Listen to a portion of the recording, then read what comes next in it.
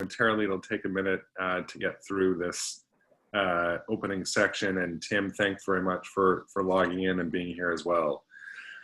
Good morning and welcome. I am Adam Block, Chair of the Council of Economic Advisors. First, we'll confirm that our members and others anticipated to be on the agenda are present and are able to hear me. When I call your name, please respond in the affirmative.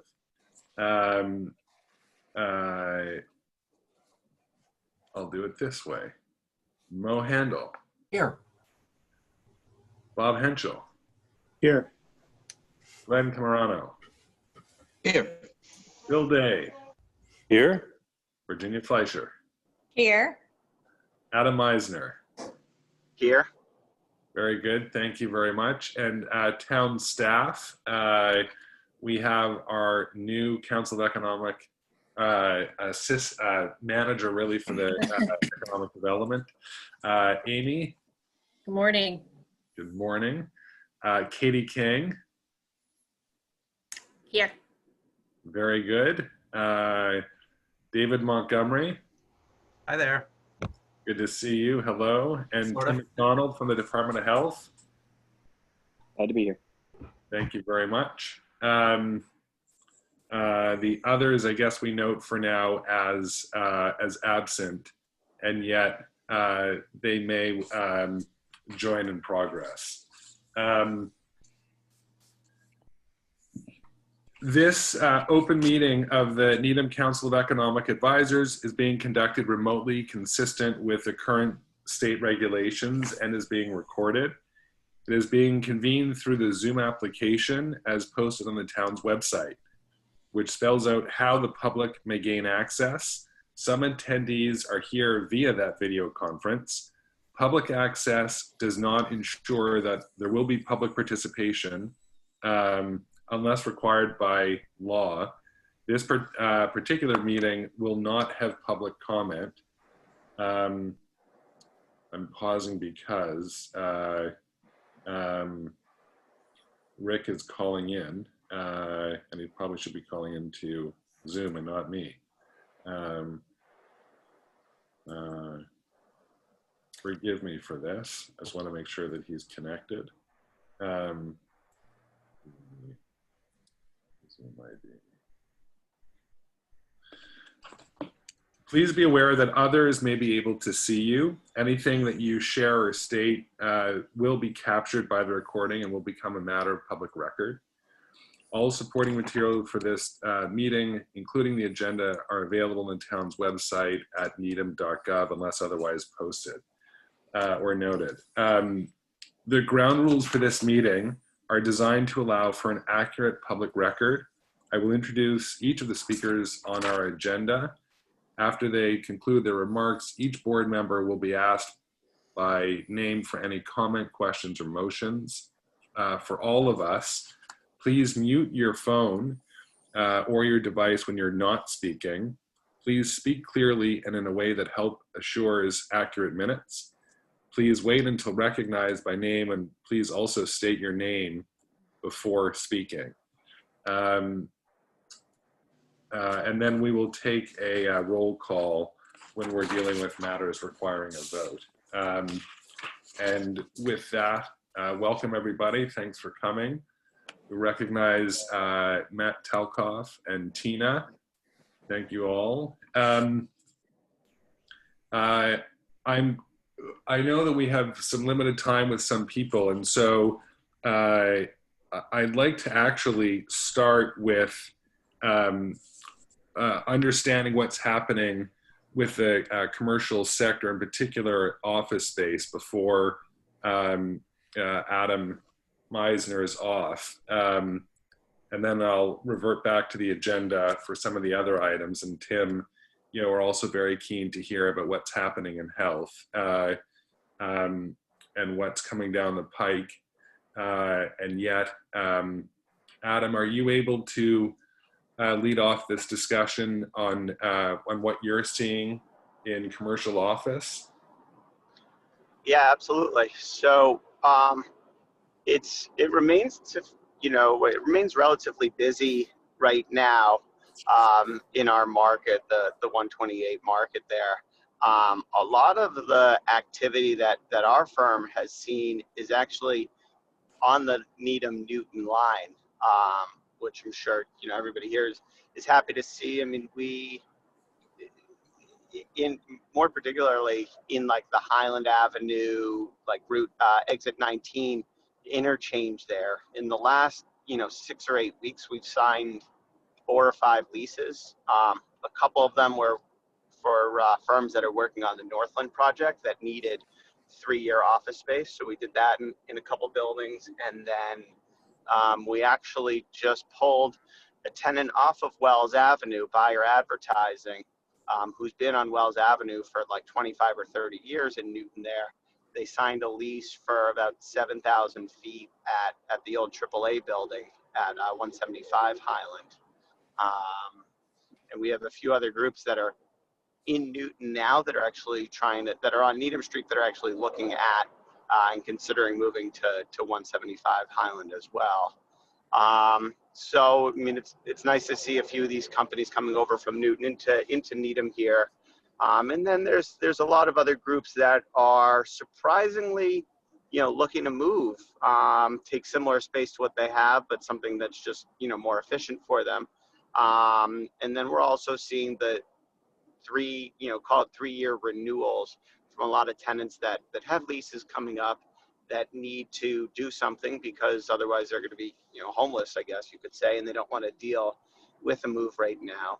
In terms of, pricing, we haven't really seen landlords come off of their pricing much because there hasn't been a need for it.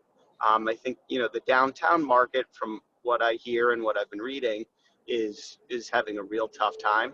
I wouldn't say that a lot of those tenants are looking to move their whole office out to the burbs, but what they're starting to look for is like satellite locations for those people that are out in the suburbs that don't want to take public transportation or deal with the traffic to go into the city or, ride up an elevator 40 stories to their office.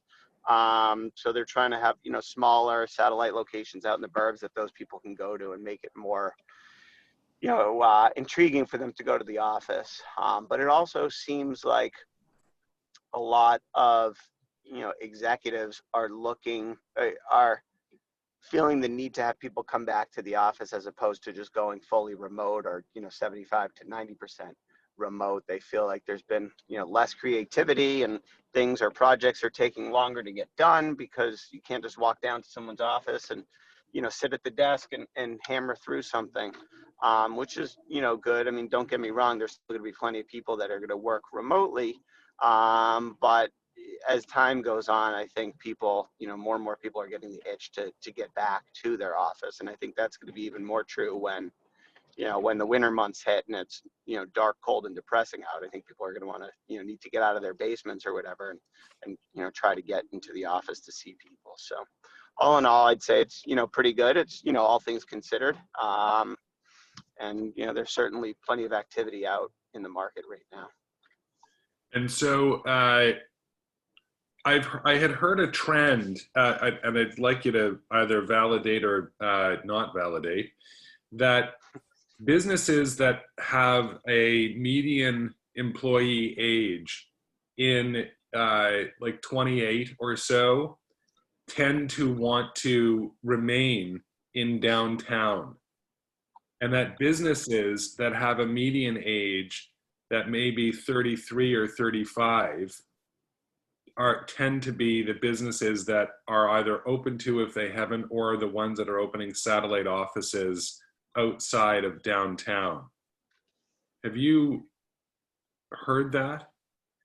I can't say I've heard that. I can't say I've like read that or, seen a stat on it, but it makes a lot of sense because a lot of the, younger companies, I would say, they have their employees that are living in places like the Seaport or South Boston and everything. And they want to, in order to attract talent, they want these kids to be able to, get to the office and everything. Versus if they're, working from home. I mean, a lot of the younger generation need to see people. For instance, I mean, we have a guy in our office that's 23 and he was dying to go to the office because he couldn't work from home anymore.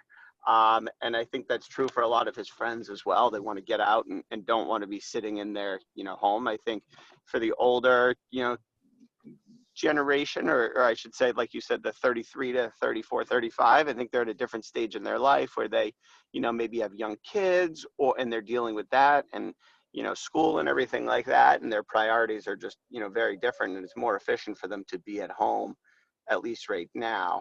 And then we're not really seeing, I haven't heard of too many downtown companies making firm long-term decisions, meaning like signing a 5 or 7 year lease to go out of the city and to, the suburbs or anything like that. I think a lot of people are just, you can only wait and see for a while, but it seems like people are trying to, do that for as long as possible, before they look to move their entire company out of the city, which is where a lot of like the younger talent pool resides now.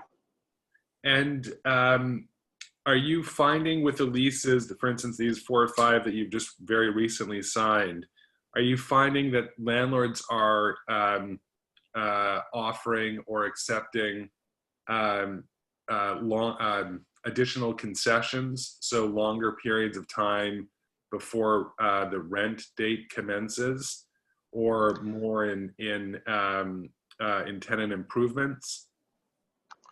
I think they're being a little more flexible on like the free rent period up front and then the concessions. I mean, in most cases, the spaces, like the leases that we did, they needed a certain amount of work anyways, and the landlords realized that, long ago. But yeah, so I'd say it's more like the free rent. A lot of landlords are trying not to just drop their rent, the face rents completely, for 2 reasons. 1, their lender may not allow them to, but 2, when they go to refinance, or if they do want to sell it in the next few years and they have this lease that's $4 a square foot less than every other lease in the building, it doesn't look good for their valuation and everything. So I haven't seen too much movement on the rents. I mean, we're having the same conversations with tenants every day, though, about, they're saying we should be more aggressive. This is a once in, a 20-year, opportunity for us to seize it. And it's just like, yes, everything you're reading is downtown markets, New York, Boston, and everything, but the suburbs really haven't, at least from our perspective, haven't, been hit nearly as hard as something like downtown has been. And, after we go through a few points on that, they realize that it makes sense for, all the reasons that we discussed. So. And vacancy rates in your market are remaining pretty good? I mean, there's been an uptick in sublease opportunities that have come in the market, nowhere near like what we've seen in downtown Boston. But it's hard to say a vacancy rate, because a lot of people are putting their space on the market. If they could sublease it, great. But I can't say that we've seen too many, at least of our clients or tenants that are in the buildings that we work on, just, like their lease expires and they don't go anywhere. That's the other thing that people need to realize is, just because you're not working from your office doesn't mean you can just terminate your lease, right? You have 3 years, you have 5 years left. You have to honor it. I mean, the only way out of it really is if you buy out of it, which most landlords are not willing to do right now, or you file for bankruptcy. But, so it's not like all these people are just dumping their space on the market, and it's true, like direct vacancy. So. That's helpful. Thank you very much. Virginia, how are you finding the market? You're muted, Virginia. I'm sorry. I would agree, seeing all the trends Adam has mentioned. Currently, I'm more involved in the DC market through my consulting work, so I can't give you as close to specifics as Adam's provided, but a lot of the trends are the same. And, I think, until people like are really willing to return to work, it's going to be hard to see how things sort out in the major downtown markets. And until then, it's, people don't want to make either long-term commitments, but Adam's totally right. You can't just walk away from a lease, because you have to work out a termination deal, or you have to, worst case would be go bankrupt, which most people don't want to do. So, I think there's a lot of people that hope things would be more would be known by now, but it's really not. So I don't have a whole lot more to add to what Adam said. Okay, thank you. Mhm. Bob?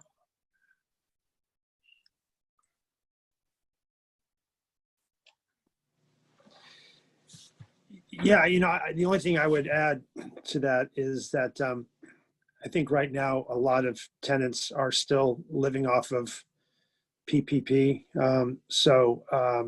I think we're sort of in a state of suspended animation right now.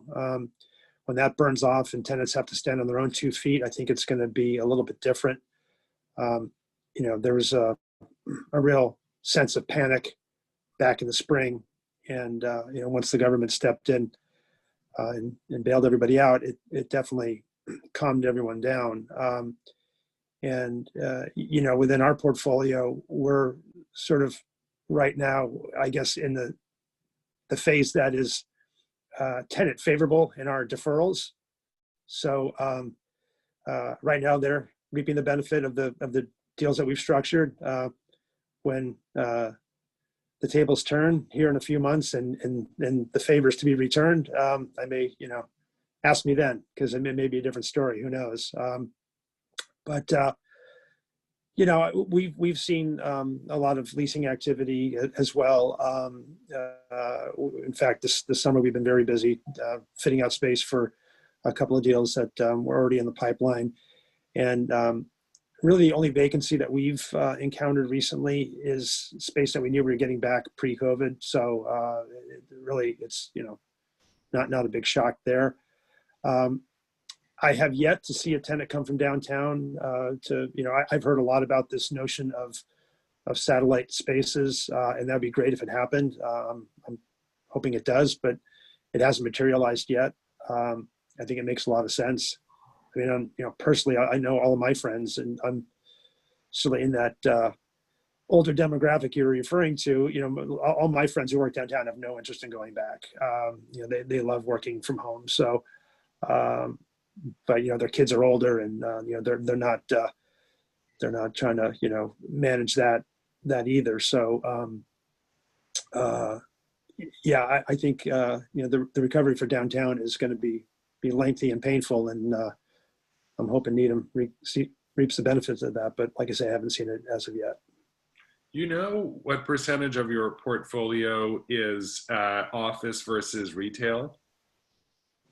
Oh, it's 85-90% office. 85-90% office. Okay. Yeah. I appreciate that. That's very helpful.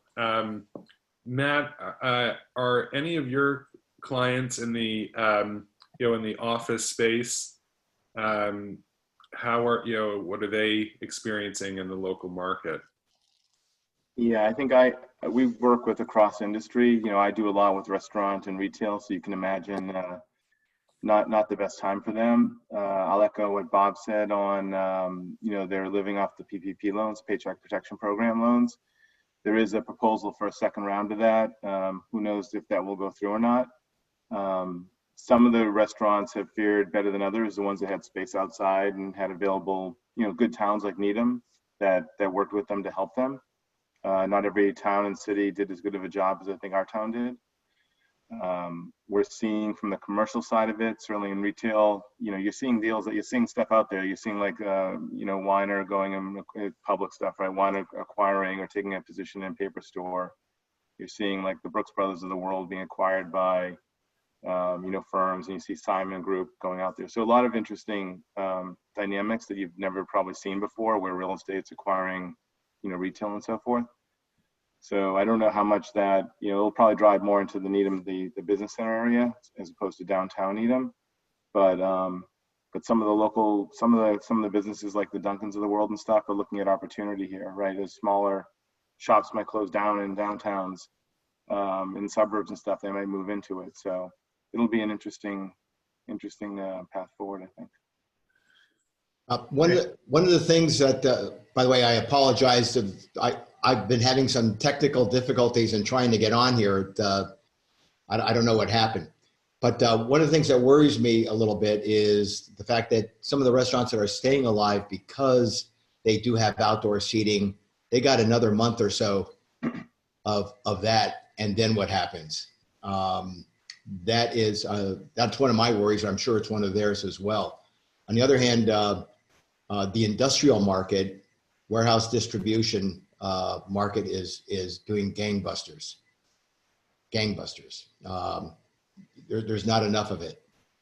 And I think we're in a market where there are even a lot of smaller warehouse distribution type companies that are Amazon-like or have just 13,000 feet, 20,000 feet for smaller distribution e-commerce type uses.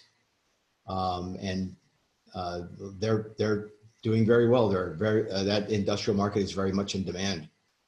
That's Rick Putpush for the record.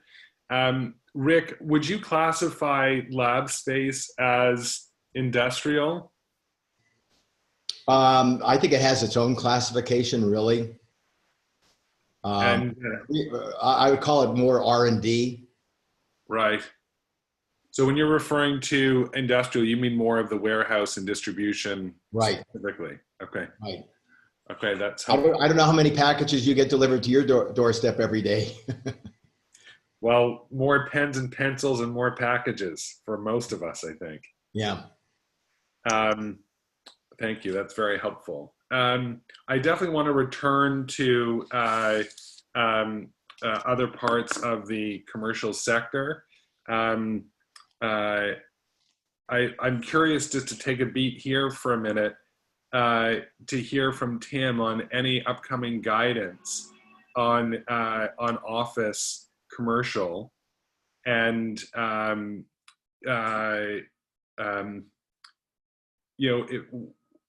and what you anticipate seeing, coming over the next several months, and what those metrics are that may, enable more, more capacity in offices and things like that. Sure. Thanks for having me. I guess just briefly, I think folks know that the data in Massachusetts continues to trend in a positive direction. Percentage of positive tests over a 7-day period is now just under 1%. Generally 5% was considered sort of the threshold by CDC and other groups as sort of a safe measure for considering schools and business reopening. So Massachusetts is just under 1%. Daily deaths is down now into the single digits. Confirmed cases is generally been between 100 and 200. So that's been trending in the right direction as well. Massachusetts recently, and I'm losing a little bit track of the dates, but I think it was 4 or 5 weeks ago, began releasing very specific community level data in an effort to help towns and school committees make decisions about school reopenings.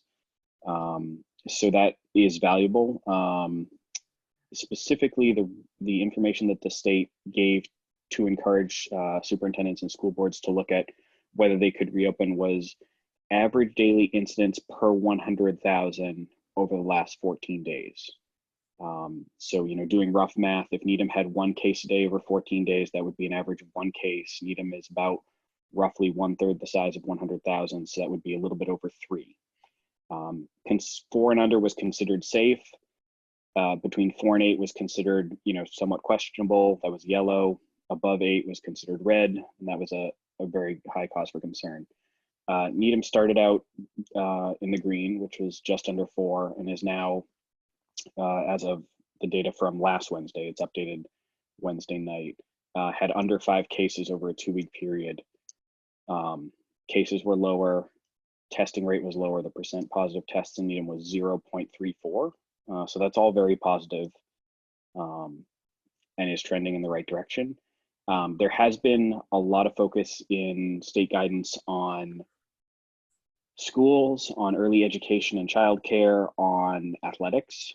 There hasn't been a ton of focus from the data I've seen about additional stages for the commercial sector, although that's obviously going to be a specific area of interest when weather turns cooler, especially thinking about food service establishments and the steps we've taken to facilitate them operating outside, and what does that look like in a colder environment, and how far realistically can you extend sort of the outdoor dining season. That's sort of a general overview. Happy to answer other questions if people have them. Is the health department administering the flu vaccine? Yes, we are. I think many people know that the governor did sign an executive order requiring vaccination for essentially people under the age of 30 who are students. So that will be a new mandate that applies to many parents. Needham did increase its vaccine separate from the governor. We had planned actually last February to start vaccinating children, which we haven't done in more than 15 years, I think. So we are going to go forward with that. We did get, but we ordered an additional 500 or 600 doses more than we had last year. So we are planning fairly substantial vaccine clinics. The first one of which is September 23rd, which I believe is a Wednesday. We're going to do clinics at the Center at the Heights, which right now is not open to the public, but does have ample parking and has a nice sort of one-way traffic flow, so we can have people register in advance. They can park, they can come in, they can get their shots, and they can move out sort of safely. So we're excited about that. The first one's going to be September 23rd. We're going to have them in the afternoons and evenings and also on weekends. We're also going to work to offer clinics at some of the Needham Housing Authority sites, as well as potentially bringing vaccine to some of the apartment buildings that aren't technically an assisted living or a long-term care, but function as sort of senior housing unofficially. I'm thinking, for example, Chestnut Hollow on, sort of right by the new fire station would be a good example where it's not an official assisted living or long-term care facility, but it does have almost entirely people who fall into the high-risk category. So we're going to work to, instead of have them come out to us, try to bring it to them in an effort to make it easier for them and also safer. That's great. Do you have an idea right now of what the capacity is for commercial office, in the sense, or depending on the size, 40% or 100% of our employees are able to return? Are there? So I haven't actually been paying that close attention to that. I can certainly look into it, and I could send Amy some information later today if that's helpful. I know from the town government perspective, we're operating, depending on the department, and obviously we're focusing on in-office staff rather than field-based staff. So field-based staff are at 100%, DPW, police and fire, that sort of thing. But if we're talking general sort of government offices, we're operating somewhere between 25 to 50% of staff. Generally about 33% is where the public health department's at, for example, in office. Everyone's working remotely, but there's about 1/3 of the staff is in each day in person. Okay, that's helpful. And it would be helpful if you're able to find any guidance that if, for instance, the metrics remain as you've outlined, that, I don't know if on a statewide thing, the governor would increase that, to 75% in guidance, or whatever the case is, and what effects that may have also for retail. Yeah, I'd be happy to look into that. I do know that if I can't find a direct answer, the State Department of Public Health does have a conference call with local public health every Tuesday afternoon and every Friday morning. It didn't come up on the call yesterday, so if I can't find a ready answer to it, I can always submit it as one of the questions that I would ask them to answer for Friday. Okay, I appreciate that. Thank you very much. Sure. I'd like to take an opportunity and chat about the retail sector.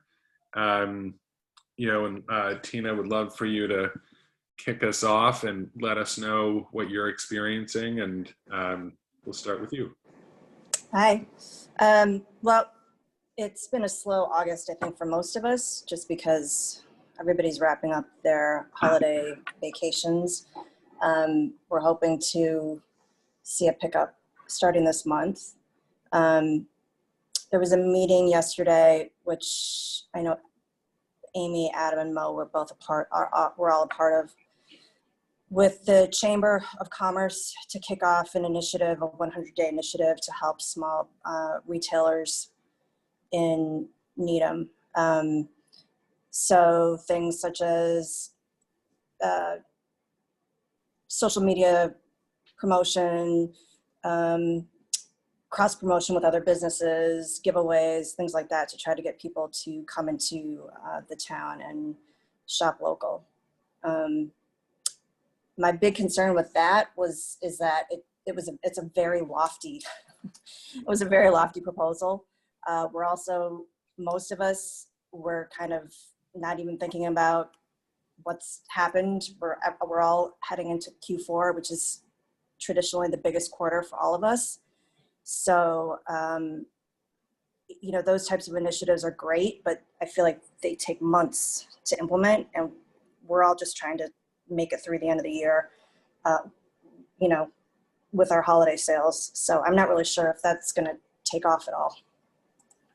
One thought that I had about that program was, if there's an opportunity to create some linkages which could open or hasten the effect of the program. In other words, if we're able to somehow tap in a concrete, meaningful way with Beth Israel, which has so many employees, if there's a way to tap into some other offices. So, you know, just to pick on Bob for a second, you know, with some of your office tenants, what Tina's referring to is an initiative, a shop local, dine local program, and you know, to support our retailers over the course of the next 100 days, as Tina was outlining.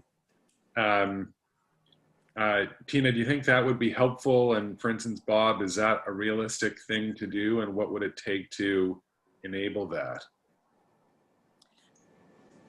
Go ahead, Bob. Yeah, I mean, I don't think any idea at this point is a bad idea. I think anything you can do to encourage any sort of cross-pollination like that would be helpful. You know, I guess you just have to factor in people's willingness to do that. You know, to perhaps congregate in higher numbers than we've been told that is acceptable. Right. Adam? Yes. We have Lise Elcock from the Newton Needham Chamber of Commerce on with us, and she can certainly speak to this campaign if anybody has any questions or if you wanted her to give an overview. Thank you, Amy. I would. Lise, good to see you. Thank you for joining. Hi, Adam. Hi, everyone. Lots of familiar faces. Thanks. Greg had a separate commitment here, so I'm sitting in. Tina's right. We did have a gathering yesterday morning. We invited as many merchants and restaurateurs and town officials as we could gather to show them what the Needham Business Alliance, the committee on the chamber who's in charge of kind of maintaining the economic vitality of the center, came together, and what they wanted was some type of fourth quarter promotion, kind of to replace our huge effort of the Harvest Fair, which wasn't going to take place. So instead, the Alliance, we contacted a chamber member called Track Tech Partners right here on Highland Ave in Needham, and they came up with this thought of taking into consideration, we had a small subgroup of merchants that told us they didn't want a sidewalk sale, they didn't really want a treasure hunt, they didn't want to increase foot traffic on any given day. So the idea was to spread it out across the fourth quarter, because really it's make it or break it for some of these people in order to make it through the winter months. So it's being launched next Tuesday at a townwide. Again, I'm sending out all the calendar invites. We have a marketing presentation I'm happy to share with this committee. It's been tweaked and toned down and brought together. We have volunteer commitments to take on some of the parts that the chamber's not that good at. And so basically it's asking for merchants and retailers to take a 30-second or a minute little video, tell us how many people you employ, how you give back to the community, what's the hot item, and what it means to be a part of Needham. And the partner, Track Tech, is actually doing this all pro bono. They've already created a Facebook landing page. They're going to help with the video upload. They've already done a few of them, like Hazel's and Proud Mary. really getting to what it means to be a merchant in Needham. So you're going to see this over the course of the next 100 days. And Amy and Mo, we're really supportive on a couple of the ideas that we'll need help from the town on. There are some things like a mural for photos. Like there's some bigger things we're just putting to the side. And if we have the manpower, fine, but we're going to launch next week with this multi-platform social media viral campaign. It's really hitting the residents at this point. We have Needham now. We have a couple of the big Instagram posters that do a lot of the Needham centric feel good type of postings. We have them on board to help us out with this too. In terms of the offices, we're happy to share the presentation and anything else with any of you commercial realtors to get into the tenants, but it's going to be kind of a rallying cry to the town to help everybody through. I'm happy I am about to send out the marketing presentation to about 70 merchants and retailers to get them on board and attend next Tuesday's meeting. So I'm happy to include anybody who'd like that information. That's helpful. Thank you very much. We will. I'd like to, find a way somehow, maybe bringing retail to the office. If the office can't get en masse, to Great Plain or Chapel and other parts of town, to support retail, what are the other ways in which we can,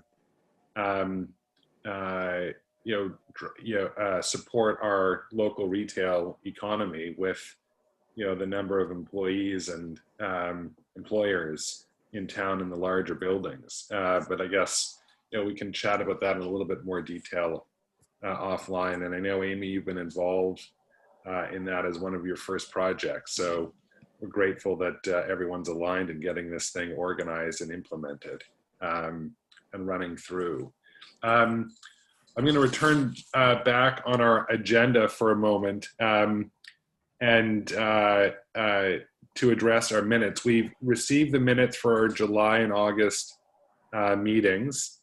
I've had a chance to review them, and Amy, thank you for jumping in on the minutes. It's a great way to understand, what issues we've been dealing with over the last several months, although I'm sure you're well familiar with your own position.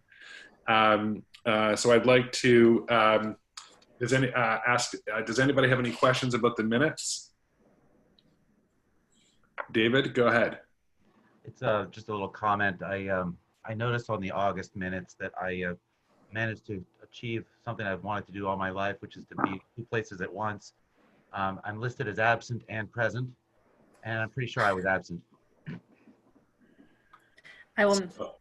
Sorry about that. I will make that change. Okay. Thanks for the detailed eye, David. And Amy, thanks for making that change. Other than that, it doesn't seem like we have other comments. So can I have a motion to approve the July and August minutes subject to David's note in the August minutes? So move. And can I have a second? Second. Thank you, Bill, and thank you, Mo. Any discussion?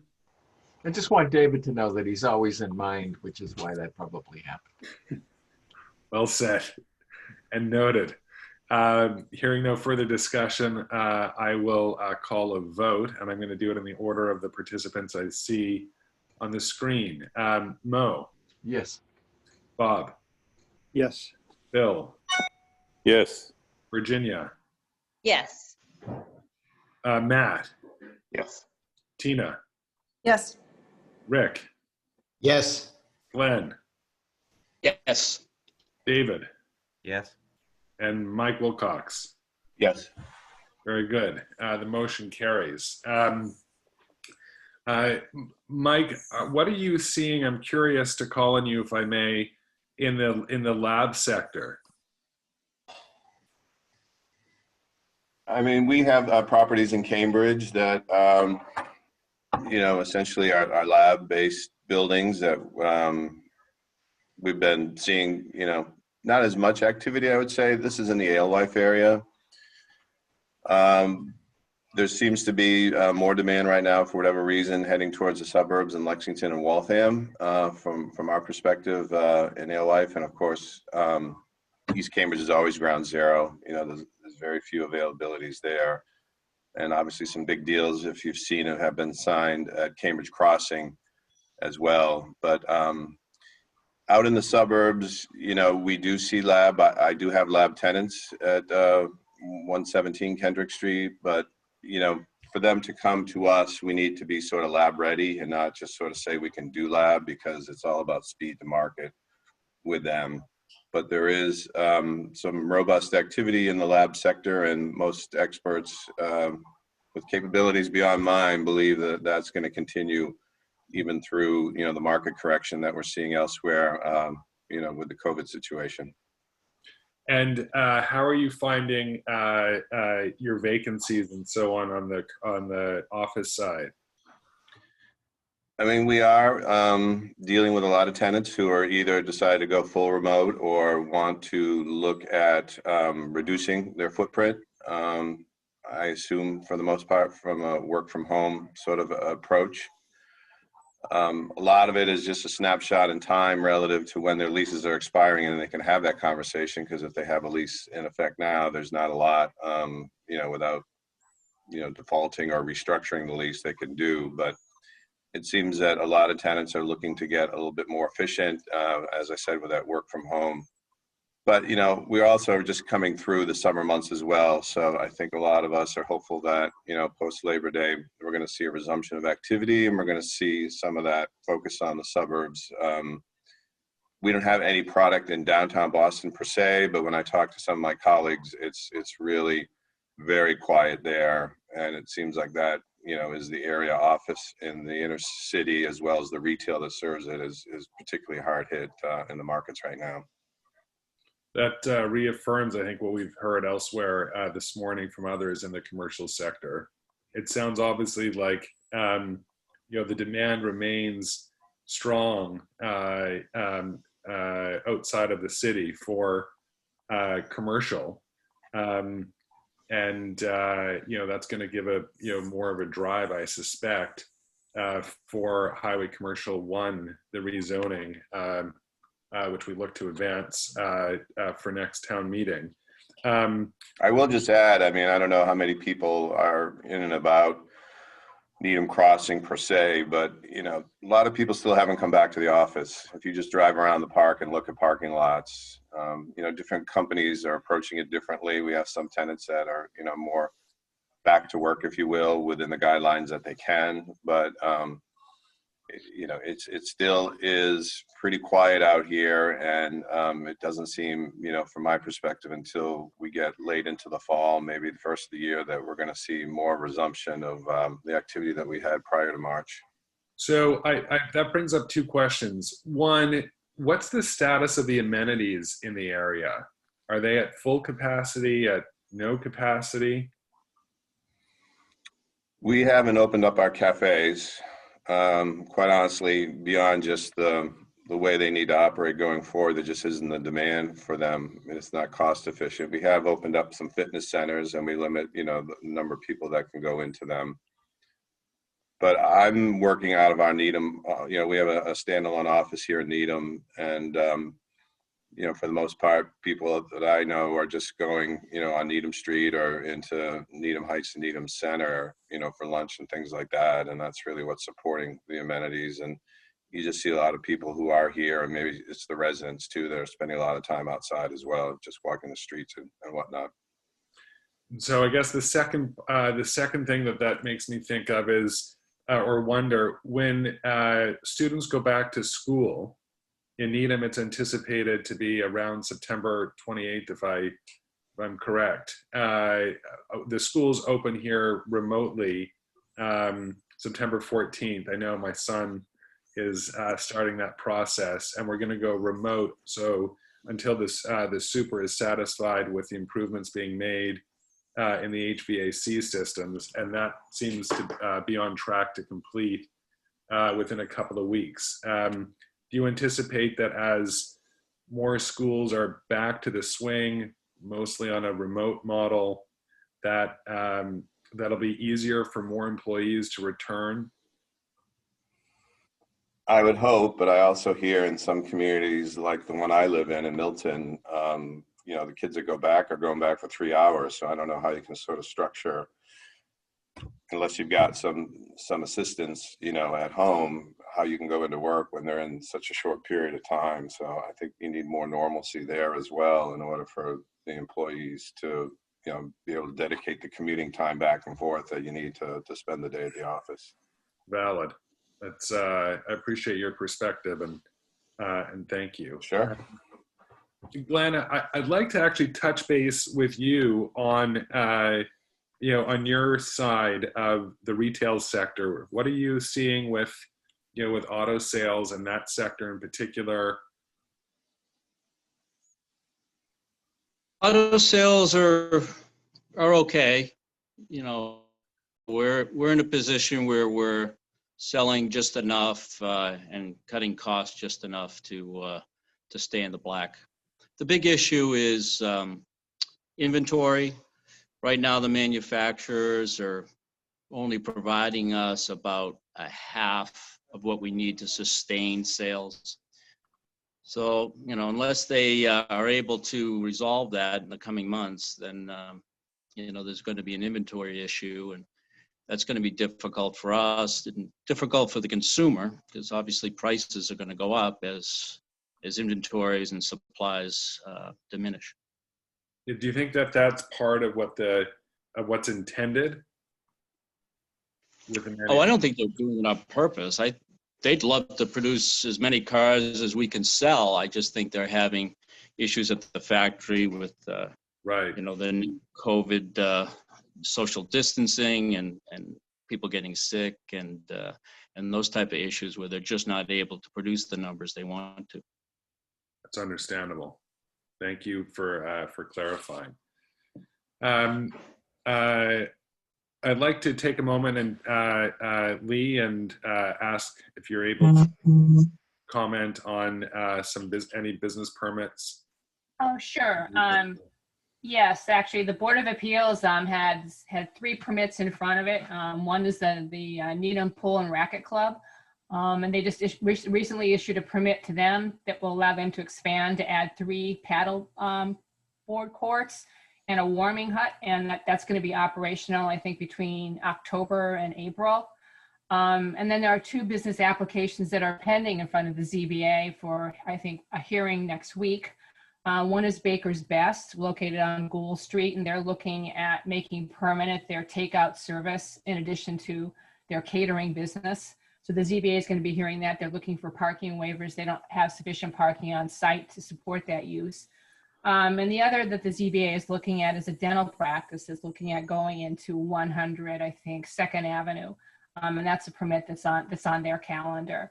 And then in terms of the planning board, we're looking to permit an application that was filed by Petco. They're going to be offering on site a veterinarian service, a more robust veterinarian service. And so they're coming into the planning board for a special permit. And probably the signature project is Children's Hospital, which I anticipate, you know, getting a filing for sometime within the next month. They're currently on the zoning or the design review board's agenda for a filing to have their site plan and elevation drawings reviewed, which is preliminary to the actual filing of the site plan approval with the planning board. So I think that's pretty much, that's just a brief overview of the projects that are pending or in process. Thank you. Lee, can I ask a question? Sure. What is the status of the 2 potential residential projects, the one at the Congregational Church on Great Plain Avenue, and the other one, what is going to be the former Hillcrest Gardens? Okay, I think 1180 Great Plain Avenue is in litigation. I think they were in the process of trying to set up a hearing date on that, and so I think that the ZBA had basically issued that permit. But of course it was appealed, so that's currently in litigation. And in terms of Hillcrest Gardens, there hasn't been any filing with my department or any conversations on further redevelopment of that site. Thank you. Very good. And just Lee, if I could ask you, can you provide an update for our council on the status of Highway Commercial 1 and where we are in the process? Oh, sure. Yeah, sure. So the town has engaged there's a working group that was created to oversee the review of a traffic study that's being done by GPI, and that working group includes representatives from the planning board, the selectmen, the finance committee. We've engaged GPI, and they are in the process of doing, we're looking at doing a traffic study that's going to allow us to model 3 different development alternatives on the Channel 5 Muzzy property.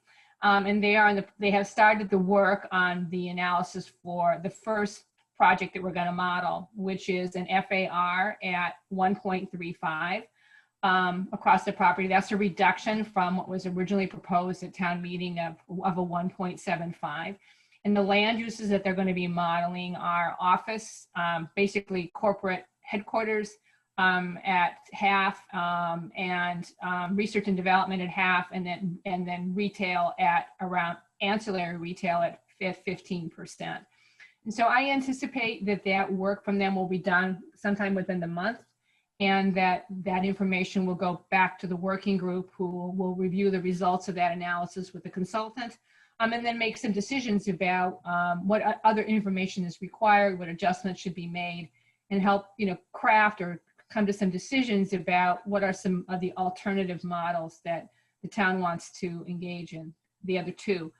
We are asking them for information, not modeling information, but information on trip generation, on residential uses at that property, just so we can compare if a component of this project were dedicated to residential use, how that would actually affect the ultimate trip generation.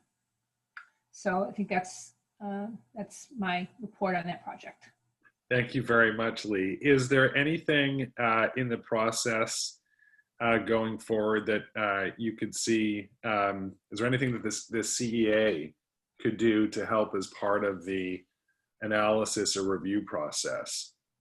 Well, I think I'd like to share with the CEA the results from the first phase of the study, so that you'll have some information on actually what the implications are for development at that 1.35 level, what's required in terms of mitigation, and then maybe some input on terms of what the other scenarios are that it makes sense to model, given what we hear or understand are the outcomes of the 1.35 alternative.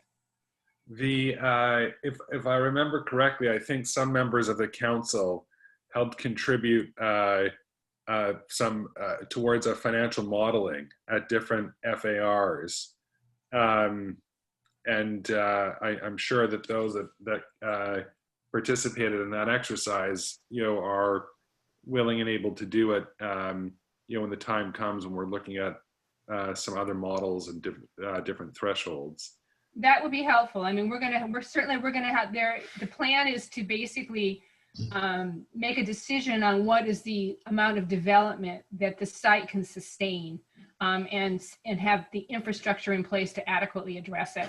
And then once that threshold is established, to actually go forward with the urban design plan and then the fiscal impact study. So we'll be hiring a consultant to do that, but certainly getting that information as we're looking at the models would also, on an informal basis on the models, would be helpful. Okay, so we can chat offline about when the right time is to to tap into that expertise to be able to provide you with that support. Sure. That's great. Does anybody else have anything? Matt, Yeah, quick. Oh, sorry. Go ahead, Matt. Quick question. Yeah. So just curious on that, just for Lee maybe. So is what we're looking at, does that preclude doing more on the kind of not just ancillary retail, but other stuff, like, for example, grocery store? I think before we had allowed for like a grocery store to maybe move in there, maybe not too big, but some type of like another Roach Brother type thing. Is that precluded, or can we still move forward and try and get that in there as well? That's not part of the initial model of what's being modeled. That would have to happen in scenario 2 or 3 that we model. Although the working group itself had made a decision that in terms of retail, initially, they did not want to go forward with a grocery store use. I could also comment further, because I think at one of the previous community meetings, I think through the Needham Heights Association, that there was considerable concern of the impact that traffic may have in the area if there was grocery in particular. I actually think that it would be a substantial area benefit. That's my own personal view. I think that we have to align more, we have to gain more support for that idea, and whatever it would be, I think it would be at a very limited size. And yet I think that that area could benefit from, you know, a small grocery store to service the area. Yeah, I mainly asked the question because I agree, Adam. I just, I always worry. I guess I would encourage us to take into consideration what we heard, but also understand it's just a small representation of the town. And, you know, for 10 plus years, we've all worked on something that, you know, maybe would unlock even more value for the town as well from a revenue and amenity perspective. So I guess I would just encourage us to continue to look at those other alternatives, like Lee mentioned, you know, alternative 2 and 3. I agree. David, I see your hand, but before I call on you, Rick, I think you had spoken at the same time as Matt and could not see. Is that correct? Yes, I had a quick question. Maybe this is for Lise. What's the current status of the road improvement work on Needham Street and Highland Ave, and also Northlands project off of Oak Street there? I don't have an update on the Northland project. I can get back to you on that. As I understand it, the work along Highland, maybe Mo can speak to the work on Highland Avenue as well. I understand that it's on schedule with the work to begin, I think, over the fall and into next spring. But Mo, could you provide some information on that? Mo, you're muted. I'm sorry. I see Katie raised her hand and she may have Katie more has some recent information, so I'm going to defer to knowledge as opposed to. Thank you, Mo. Yeah, Lee's right. So that's a state project, and we got notification from Mass DOT. They, over the summer, had coordinated with utilities to get some of the utility coordination work done before the MassDOT contractors got out there. And Mass DOT is starting to move forward now. So we just started getting construction kind of meetings back up with the state. So they are on track, but that's the extent of what I know. Thank you. David, you had your hand up. Thank you, Adam. Yeah, I was just going to comment on the Highway Commercial 1 issue a little bit. I was also in attendance at the meeting you referenced, and my takeaway from that was that, yeah, it may be a relatively small representation of the town, but it was a very passionate one. There were some really, really strong opinions expressed at that meeting. And in some cases, I thought perhaps even bordering on starting to get unreasonable, but they're there and they're real. They're people who feel passionate about the traffic issue and also about this idea of that property being a gateway to Needham. And that, so I guess I just would also caution us to not forget about those passions, because they tended to really put a damper on the passage of the new zoning bylaw. And I think we need to recognize that a lot of people have these sort of subjective opinions about that property being the way what people see first when they enter the town. And if we just respond to that kind of concern with statistics about the financial benefit, I'm not sure that will be enough. I think we need to also be sensitive to this. That's a very valid point. It's absolutely true. The only way that we can get something good passed through town meeting, is finding some balance that's going to be important for the residents on the one hand, and also Needham's future on the other. And we have to build that consensus with some kind of threshold of development that will achieve that. And that's been the challenge over the period of time. And thank you. Does anybody else have anything to raise, add, Any questions? I think what I would like to do actually, and I should have done this at the very beginning, this is our first opportunity to welcome Amy as our economic development manager, and we're so grateful to have her. Amy, I'm going to throw it over to you, and then Bob, I saw your hand was up, and we'll come back to you in a minute. Well, thank you for the warm welcome.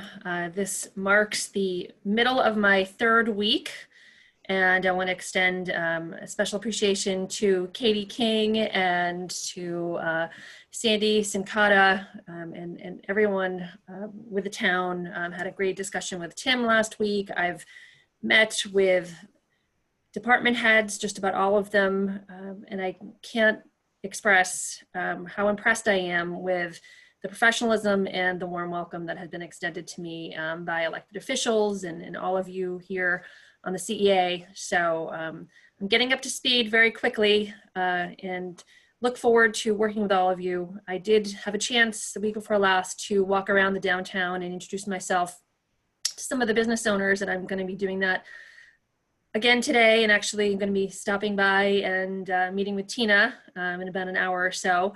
And so I'm looking forward to being very visible and having the businesses, see me walking down the street and say, hey, there's Amy from the town, and being recognizable. So lots more to come, but so far the first few weeks have been great, and getting up to speed pretty quickly. So thank you.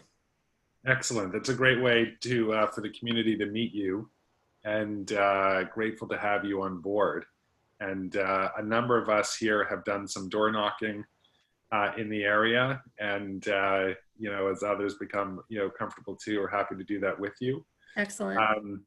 Bob, you had your hand up as well. Yeah, I just wanted to ask if we've given some thought to maybe meeting in person going forward. What are your thoughts about that? I think that's a great question. I'm going to open that up both to Mo, who I see first, and then Tim. Mo, go ahead. We are working on guidelines for that eventuality. I'll defer to Tim with respect to how soon that is likely to happen. But obviously, there are many people who are very nervous about meeting in person, and there are others who are very, very frustrated by not being able to meet in person.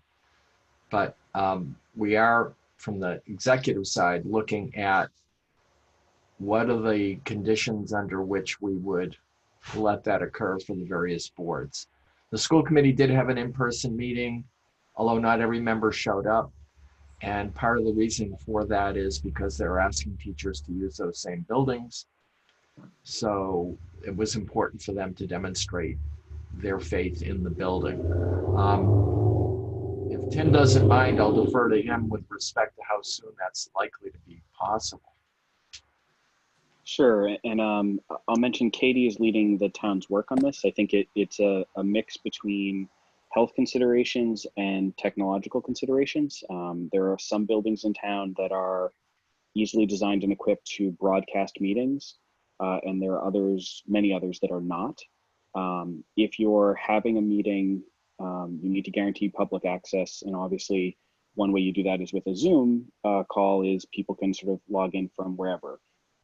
If you have multiple board members in the same room without sort of microphones and a video broadcast system, but just on their laptops, you'll get fairly horrible feedback.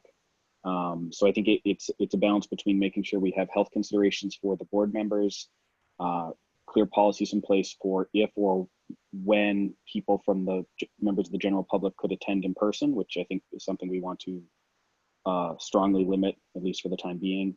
And then the sort of technological considerations. So Katie, tell me if I'm wrong, but I think our goal is to have that by next month, is hopefully to have a clear process and policy for town boards and committees.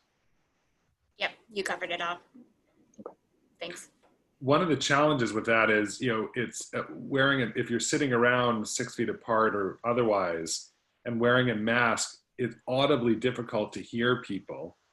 And it often sounds a bit muffled. Is there a consideration given to replacing the mask concept with a face shield? So a face shield is not nearly the same as having a mask. There are some people with specific medical conditions that may need to employ a face shield, but it really isn't a substitute at all. You know, a face shield, I liken it more to eye protection than to anything else. And that's how, for example, like if we see the interior paramedic or a school nurse, they might have a face shield specifically because of very close contact with a person, but they're not generally substituting the face shield for a mask. They're having it as sort of an extra level of eye protection. So I don't think it's a good substitute in this context. That's helpful. Thank you. Mo, you had your hand up.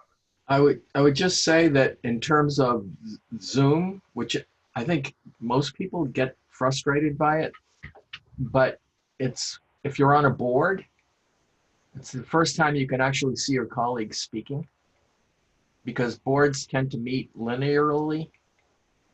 So it has some advantages. The other advantage is that you can have meetings back to back, which you can't do if you have to get in a car and go to another building.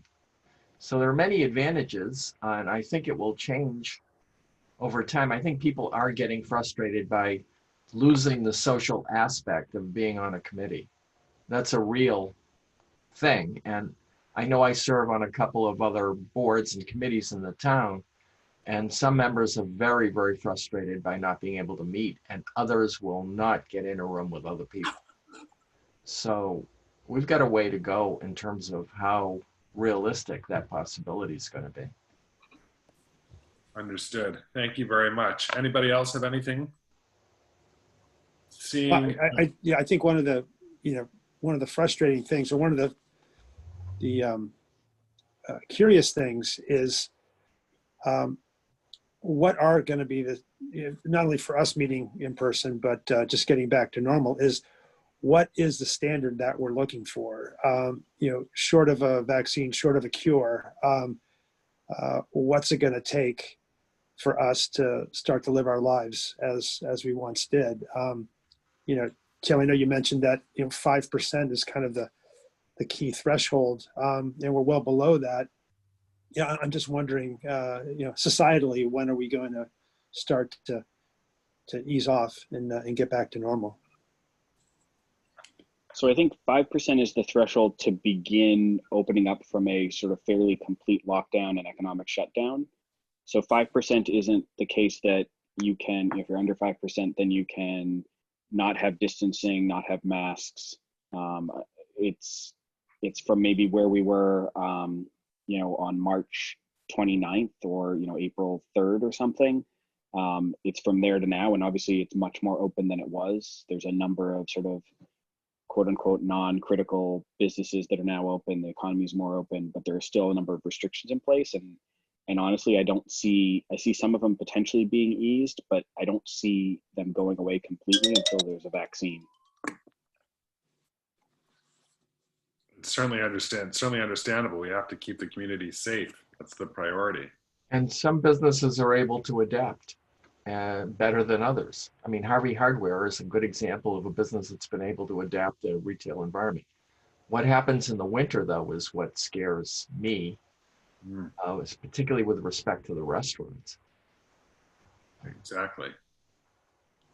Adam, if I could just mention one thing, and I believe they either were put up earlier this week or are going to be put up, some banners in the downtown on light poles, which were born out of some suggestions from this group, encouraging people to sort of shop local and be safe while doing so. So I just wanted to thank the people on the Council of Economic Advisors for helping to contribute to the discussion that eventually led us to sort of put those up, and hopefully that will be beneficial to everybody. Thank you very much. I think that actually came up from our downtown subcommittee some time ago, and we're glad to see that that we're able to implement that action, and hopefully we can support as much of our business as we can. I'd like to thank everybody for attending. Stay tuned for an invite for a next month update and meeting. With that, I'd like to entertain a motion to adjourn. So move. And can I have a second? Anybody would like this? Oh, David seconds the motion. Very good. You don't want that one to die by lack of a second. I was about to put that out for an auction. Yeah. First, second, any discussion? Seeing none, I'll quickly take a vote. Mo? Yes. Bob? Yes. Bill? Yes. Virginia? Yes. Tina? Yes. Rick? Yes. Glenn? Yes. Mike? Yes. David? Yes. And the chair is a yes. Thank you all for attending. The motion carries. We are adjourned. Lise, thanks very much as well for popping in for Greg. You're welcome. Bye-bye. Thanks, guys. Thank you. Bye. Thank you all. Stay Bye-bye. safe.